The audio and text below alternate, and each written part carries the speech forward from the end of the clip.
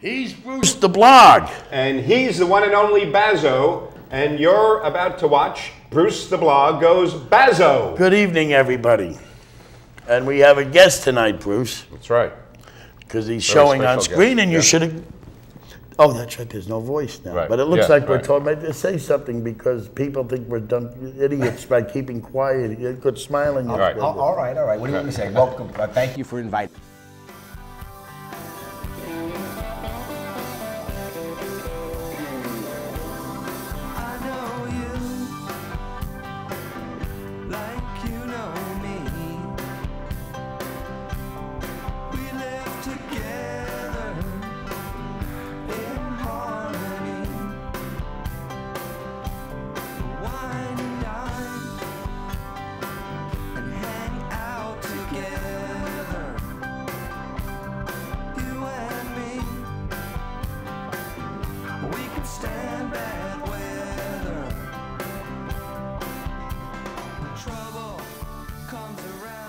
Hello again, everybody, and welcome to Bruce the Blog Goes Bazzo. We have a guest today that we're going to introduce in just a minute or so, but first, I know that everybody watching this right about this time will join us in welcoming back the Penny Saver. What do I mean by that? Well, the Penny Saver, as I think everybody watching this knows, has gone through a couple of recent changes. We had started to convert it to a newspaper called Penny Saver Community, but the response from the community clearly has told us that the Penny Saver, the original Penny Saver in the mini booklet format, is a beloved institution. It's been around for 53 years. And so right about the time you're watching this, but to be very specific, with the August 3rd issue of the Penny Saver, you will see that we're going back to the tried and true, proven format that everybody loves of the booklet-sized Penny Saver. So we just wanted to make sure everybody knows about that. Now, as far as getting into the show, before we introduce our guest, and we have a lot to talk about, I wanted to throw to my co-host Bazzo something, because I know he is always very shy about his opinions. You know, he never really likes to speak out. But just recently, Bazzo, the Governor Cuomo signed into law the texting while driving law. I'd like to know, what do you think about that? I am so glad you went into that. I know you are. And it's not rehearsed, by the way. I am so glad you went into that, because there was a part of that law that is driving me nuts. You should It's driving you nuts? Yes, well, yes, okay. Literally. And I want to tell you, you shouldn't be texting while you're driving. I mean, that is the dumbest thing in the world. You should not be. No, of course because, not. But part of the law is if you're just holding the instrument in your hand, you are presumed to be using it, and you will get the ticket. Really? Yes. Wow. He said, now, what law in traffic law are you given a ticket on presumption of breaking the rule? Well, I would call that subtexting while driving, actually. No, let's say the phone drops on, like my phone is on a phone holder, but sometimes because the car in front of you stops, you stop and the phone slides off, you go pick it up. I can get a ticket for that, putting the phone back in its holder, because I'm presumed. So that means if I'm doing 55 on the Taconic, a cop can give me a ticket because he's going to presume I'm going to do 65. And you know what? Did you see the Spielberg movie Minority Report? A big premise of the Minority Report, a science fiction movie starring Tom Cruise, is that the authorities, law enforcement, knows what you're thinking, and before you commit the crime, they can arrest you. I remember the premise of that movie. I didn't see it, but yeah. But this is driving me crazy. That only proves that safety is not the question here. This is a revenue raiser. If you can get a ticket on presumption, instead of proof, instead of actually running the stop sign or actually breaking the speed law, just hold you. I mean, question is, what else can I hold in my hand that I might be presumed to be using if I'm driving? Right. Well, you know something? There. He got that. No, you know something? Yeah, that's right, and I'm ignoring it. But there are two things. There are a couple of things about that. One is that how many times? We don't know this for sure, but how many times do you think that a patrol car stops somebody for not using hands-free, which is also a law, right? Right. The law is that you have to have a microphone, a speaker, hands-free, so that you're not doing this in the car. How many times does somebody get stopped for that? So now how enforceable is texting while driving? How hypocritical is it? How many times do you drive on the road and you see the guy in the with the red light on the phone talking while he's driving? Right, I know. One other quick thing I just want to mention about this. I was recently in Santa Fe on vacation, and there was a billboard between Albuquerque and Santa Fe that says, texting while driving is like driving blindfolded. And I'm thinking, no, it's not. So I understand the intent, and I agree, discourage people, but don't say things that are patently ridiculous, because then you have no credibility. I'm thinking, I don't want to admit that I text while driving, but let's just say that I did, theoretically. It's not like driving blindfolded. It really isn't. Driving blindfolded, obviously is suicidal. In any case, let's move on. Let's move on. But one quick thing, because this is Bruce the Blog Goes Bazzo, right. And you just talked about the change over to the penny saver. The first thing these people are going to ask out there is what's happening to Bruce the Blog, and in my opinion. Right. Would you please tell? Yes, well, you will continue to see them in the penny saver, and as well as other editorial. By the way, there will be other editorial in the penny saver in the new, in the new old format, you might say, so the original format. We're not going away. You can continue to be outraged by Bazzo and hopefully entertained by Bruce's use of big words. All right, thank you. Anyhow, let's get exactly big words like the.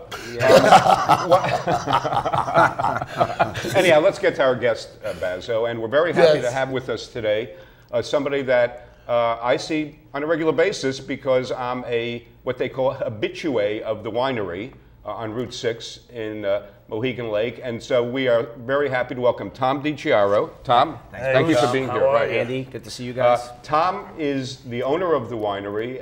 He also is well known of late for his political ambitions. He is staging a primary challenge against the Republican candidates for town board who have been endorsed by the Yorktown Republican Town Committee. Just to be fair, those are Nick Bianco and Dave Paganelli. And Tom, why don't we start off by talking about, where do you stand with, your petition to be able to enter the primary against them? Petitions were due actually yesterday on the 14th of July. So yeah, well, and just so everybody understands, like, we taped the show, so when they see this, that will be a couple of weeks ago. Couple of weeks ago, right. And we are required to get a minimum of 386 signatures. Right. It's 5% of the enrolled population for a party. Okay. So that's how that works. Yes.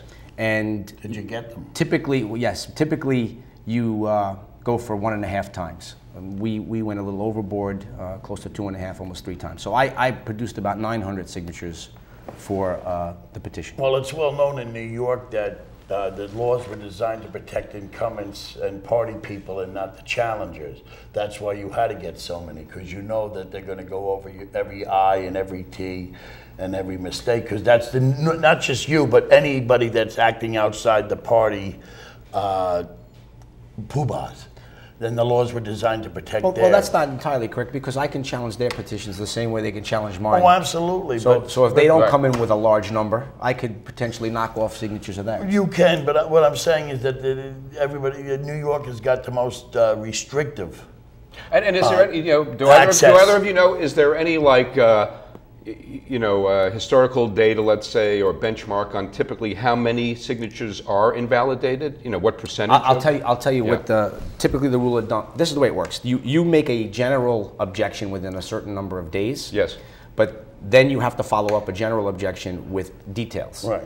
If someone comes in with close to double the petition count, typically they don't proceed with an objection that's specific, because you'd have to go through every page, every signature, and try to look that up. Right. So that's the way that process works. But the rule of thumb is if you have 1.5 times the number, you're typically in good shape. Right. We went, like I said, way over that number. Twice the number. More than twice. Now, according to my blog, yes, and my exclusive, you're now also got enough signatures to primary on the conservative line as a write-in. Is that correct? That is correct. So now you're going to go up against Paganelli and Bianco. That's correct. On the conservative line. And I heard your partner, Michael Grace, has got enough signatures to primary Susan Siegel, not only just on the Republican line, but on the conservative line. That is correct. Now, by the way, I want to take off on what Bazzo just said. You referred to Michael Grace as Tom's partner. Well, because they were on the same petition. No, so I'd like to throw it over to Tom. How do you respond? I mean, is he your partner? Is he your campaign mate? I don't know. What has happened, and this has developed. Right. This has developed on its own. We had not intended at the very beginning to align ourselves in joint petitions. Only because Ed Chiffone wasn't on your petition, correct? Ed was not. But Ed, that's what I'm saying. Ed has distanced himself. Ed, on his own, has distanced himself. Right. I'm not saying that I would have or wouldn't have. I just don't want the people to think that all the insurgents are on the same petition. Ed went on his own. Ed went on his own. But you and Mike apparently decided to bond. Well, what had happened is we both started independently, and we have a fair number of petitions that have only my name on it. He has a fair number that had only his name on it. Once we got into a dialogue about what we thought the town has to do in order to change, I would say, more than 95% of the time we were like-minded. And so it made sense not only for economies of scale to do a joint petition, because that means any signature, he got every signature. I got counted for both of us. And it helped us, propel to this 900 number that I have. I think Michael actually had over 1,000 signatures. Now, if I'm correct, the write-in time you have is until August 2nd for signatures. Are you going to go after the independents? It's not August 2nd. It's July 21st. Next week from today. For write-in, because I was told August 2nd. That's not correct. Okay, that's fine. I could be wrong on that one.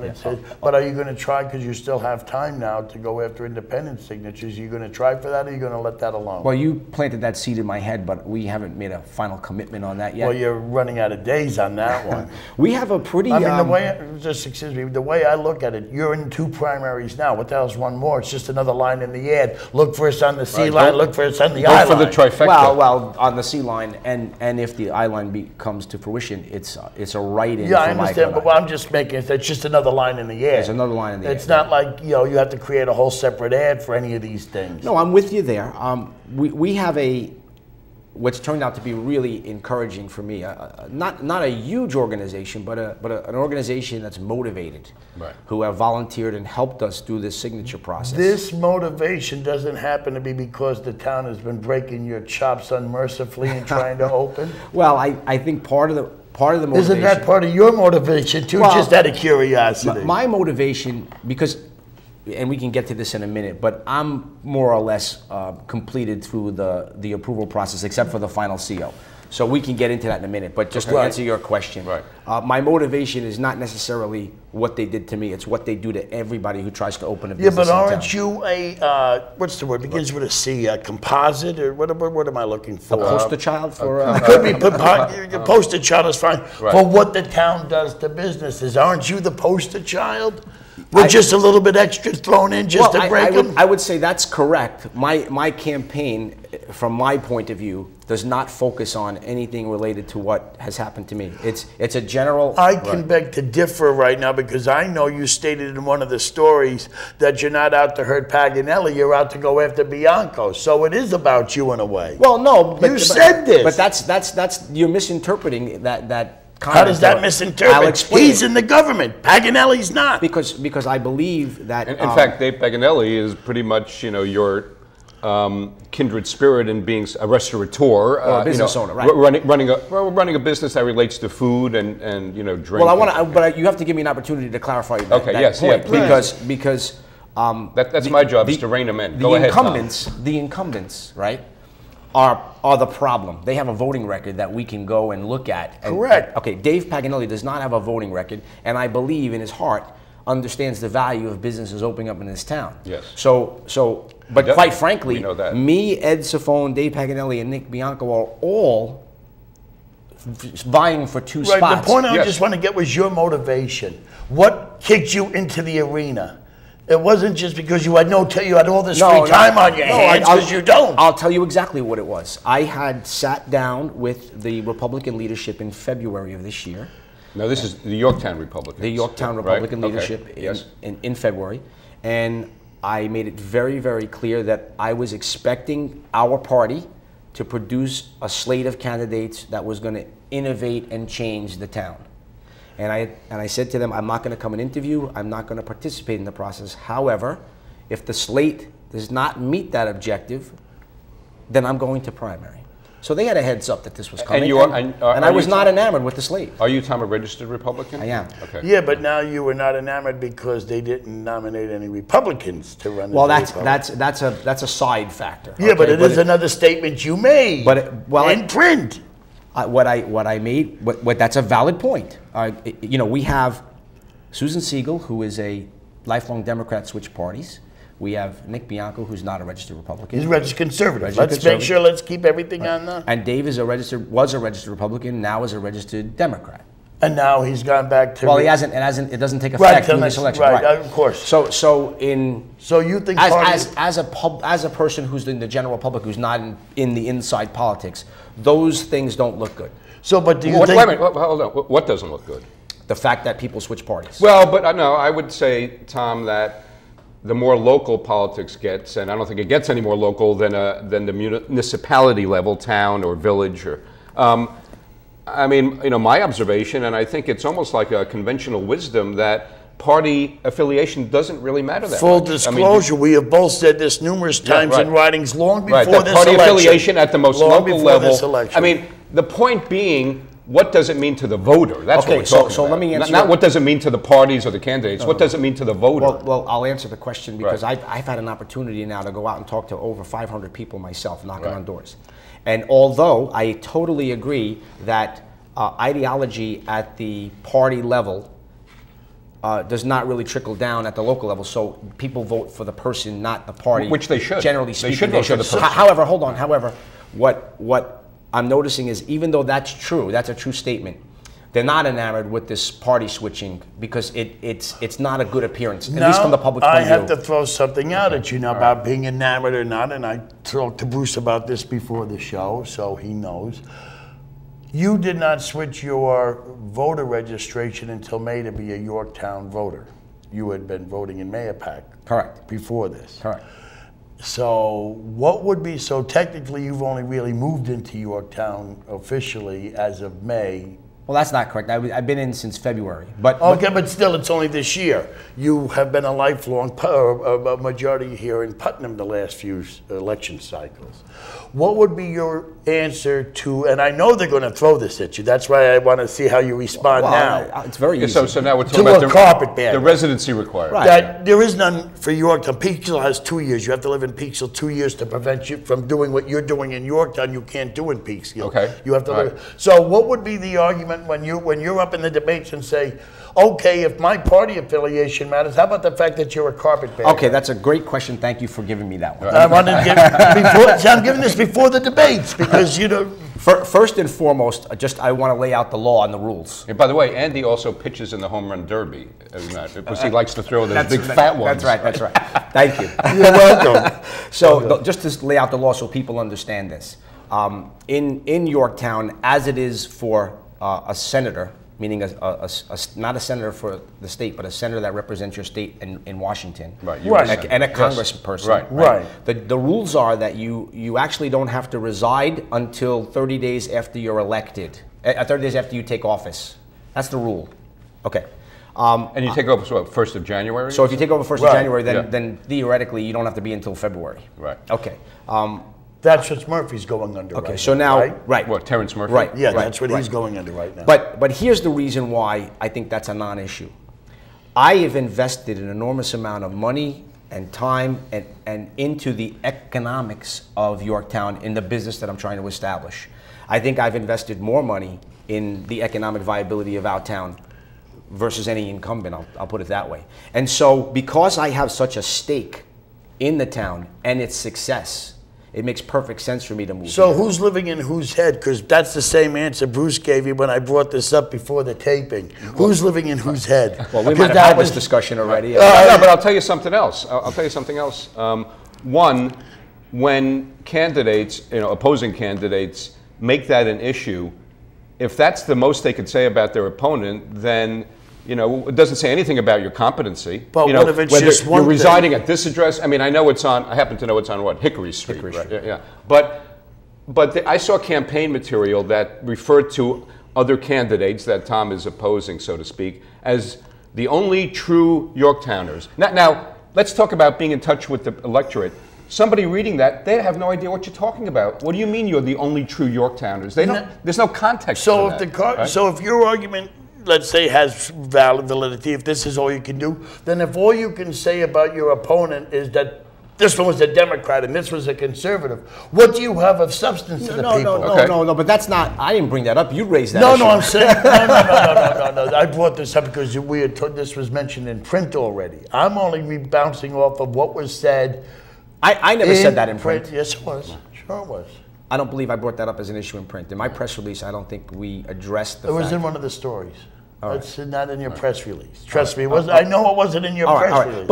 But that is a fact. Now, if they want to bring up the fact that I but does it matter? But you're thinking it matters, or don't you think what would matter more? See, I just read Donnie Peters' answer to Susan Siegel's business revitalization plan. Again, I'm going to make it easier for business.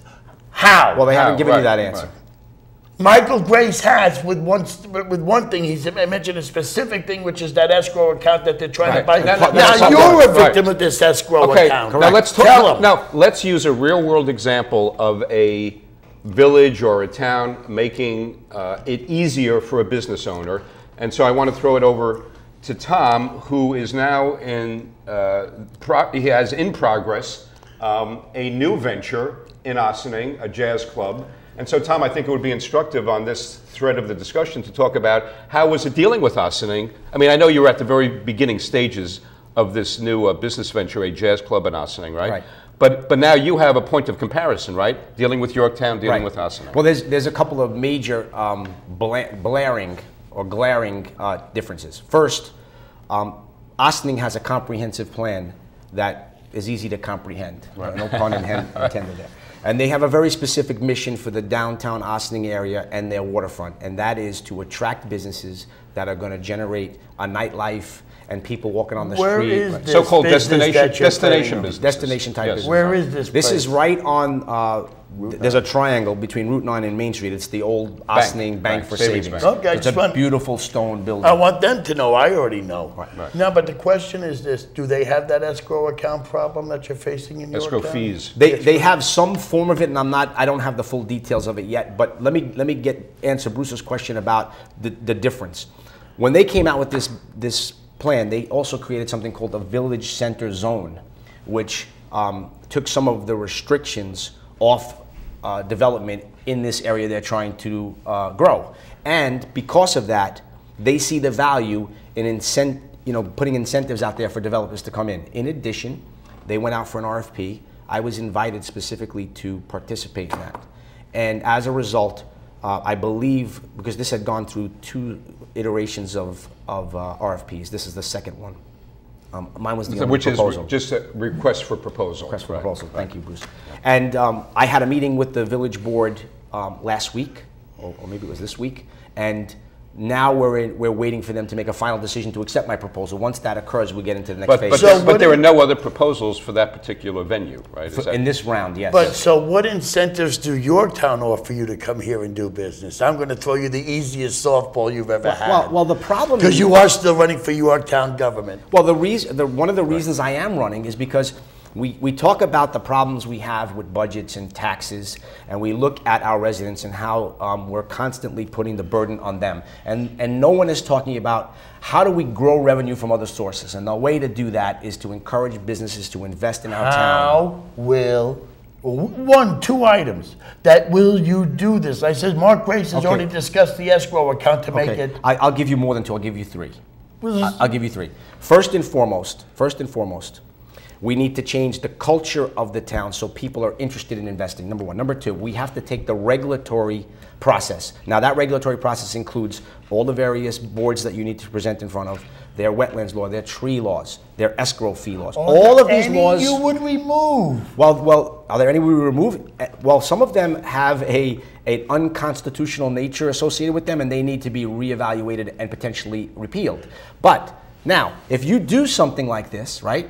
Now you're taking away all of this extra bureaucracy and process that was put in place years ago that hasn't been adapted to the current environment. Have you any you want to Remove. Well, the escrow one for sure. Okay, and the others need to be evaluated and potentially removed as well. But you've gone through this process. You've been beaten up on the environmental codes. You've been beaten up on a lot of codes. Are there any you feel that was unfair? Well, let me give you some specific examples.